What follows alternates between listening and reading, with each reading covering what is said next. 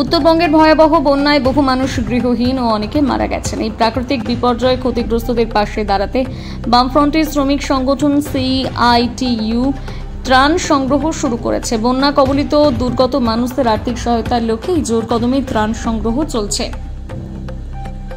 মঙ্গলবার দুপুর 12টা নাগাদ বালুরঘাট শহরের স্ট্রিট কর্নার মোড় থেকে ত্রাণ সংগ্রহ শুরু হয়। CITU নেতা কর্মীরা এলাকায় ঘুরে সাধারণ মানুষ এবং ব্যবসায়ীদের কাছে সাহায্যের আবেদন জানান।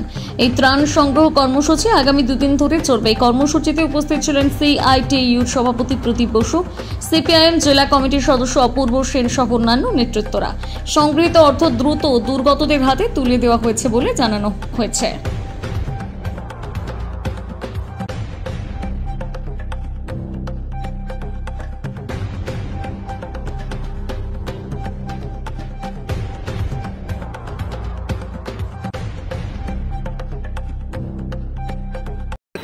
প্রোগ্রামটা করছে এই যে উত্তরবঙ্গের যে ভয়াবহ বন্যাটা হচ্ছে, সেই বন্যাতে অসংখ্য মানুষ তারা গৃহহীন হয়েছে।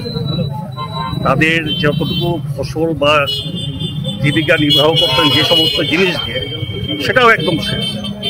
এবং ইতিমধ্যে আমাদের কাছে খবর হচ্ছে 37 জনের মৃত্যু হয়েছে, সেটা আরো বাড়তে পারে।